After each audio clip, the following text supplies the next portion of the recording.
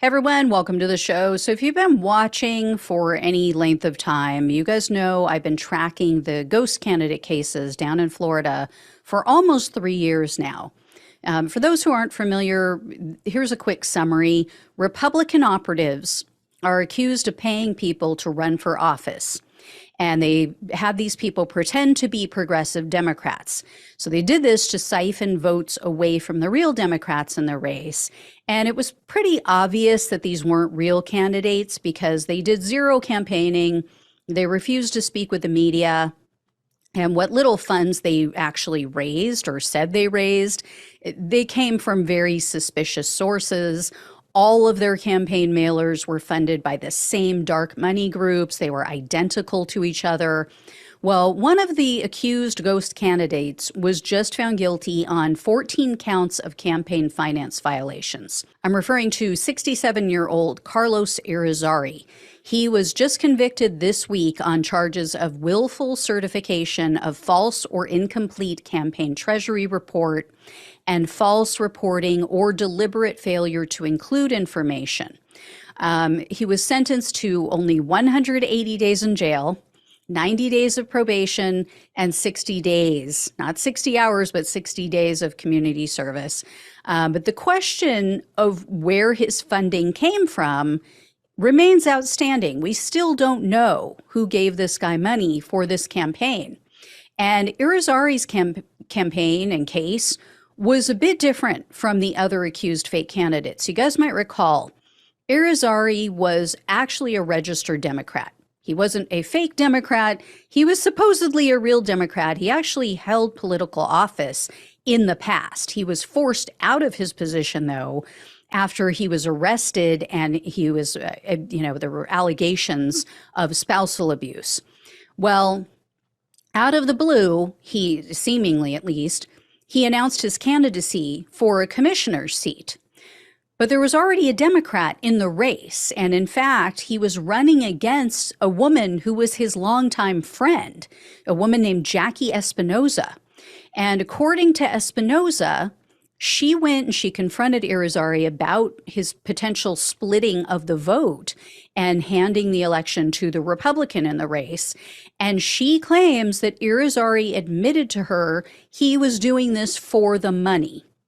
Espinoza alleges that both Irrizarry and his wife conceded he was being paid to run.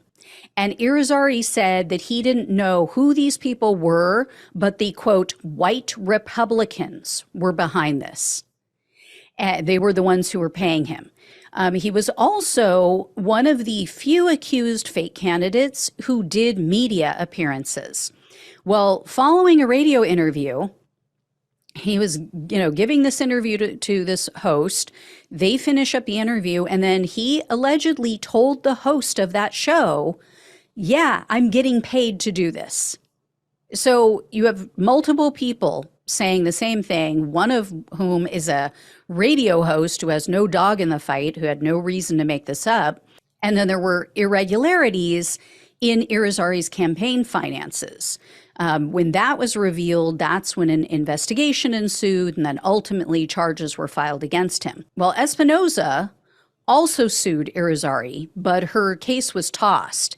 They said, you can't file it because number one, of the area that she was filing it in, I guess was not the proper area, but also according to current Florida laws, an election can only be overturned if an elector, election official, or canvassing board member was bribed. So down in Margaritaville, otherwise known as Florida, you can apparently bribe candidates every day of the week and they're totally cool with it. Now, Espinoza has appealed the court's decision, so we'll see what happens with that. Who knows if it's going to go anywhere. Also, I should mention that the big ghost candidate case, the one that kicked this whole thing off and why I started this whole series, he will be going to trial next year. So I'm referring to former Republican lawmaker Frank Artiles.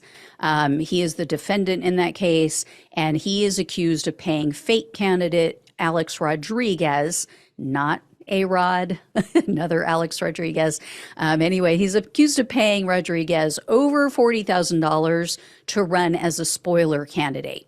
Now, that is not legal. You can bribe candidates, but you can't pay them to run for office.